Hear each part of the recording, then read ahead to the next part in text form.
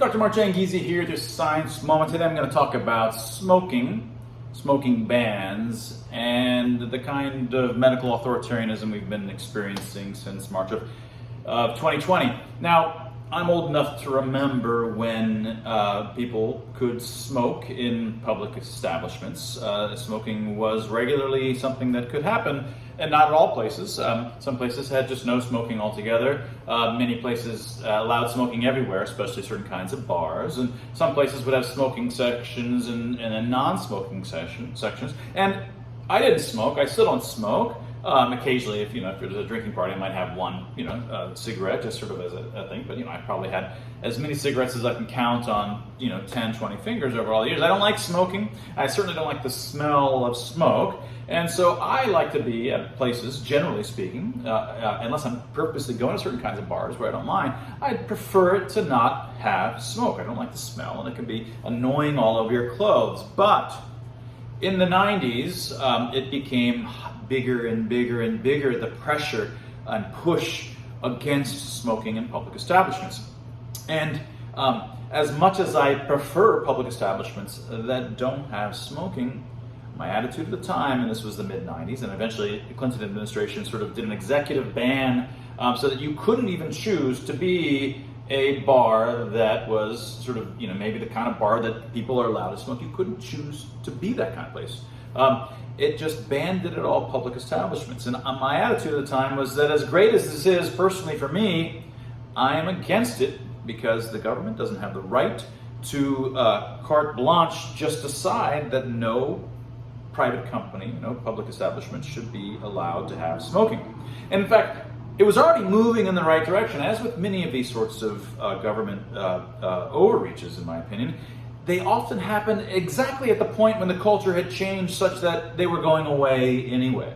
You already had a strong social push for wanting restaurants to not have any smoking sections where the smoke spills over and you can still smell it, right? It was moving that direction because people didn't like it. There was a strong push socially to get rid of smoking in most places. And of course, you would still have some places, biker bars and certain kind of clubs where you want a different kind of atmosphere where you would still have smoking. Those places may have stayed, and there the folks that go kind of want it like that. In general, they'd like it like that. At least there's enough of them that it's either tolerated or enjoyed, that's what the mojo of the place sort of depends on that.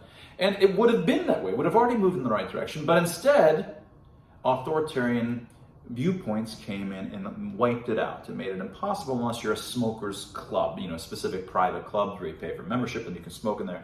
So it ruined it. Now, really, my point here is actually directed to a lot of the folks that are anti-maskers, and they're old enough to have been around in the 1990s. And the question is, what was your viewpoint back then?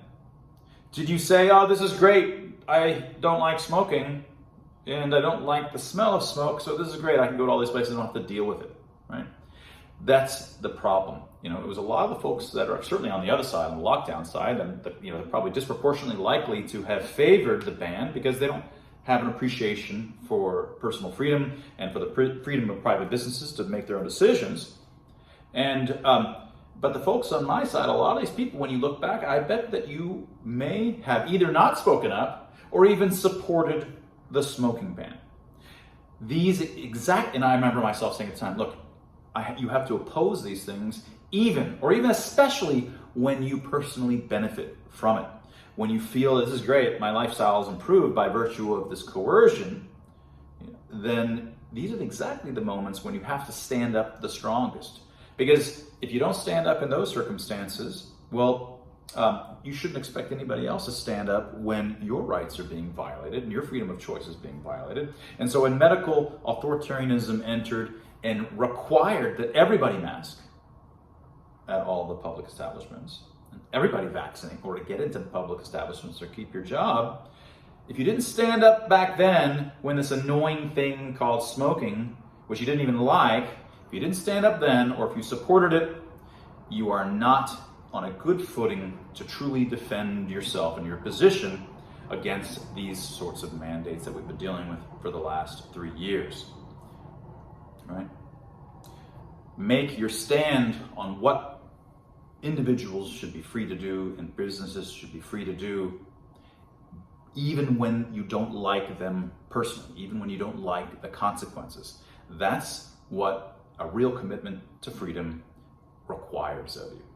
And that was your science moment. Get yourself a copy of Dr. Tim Barber and my new book, Expressly Human, covered by nobody in the mainstream media because of what we have become, out group, unclean, evil science deniers. And go give some support to our Free Expression Research Institute, freex.group, and that was your science moment.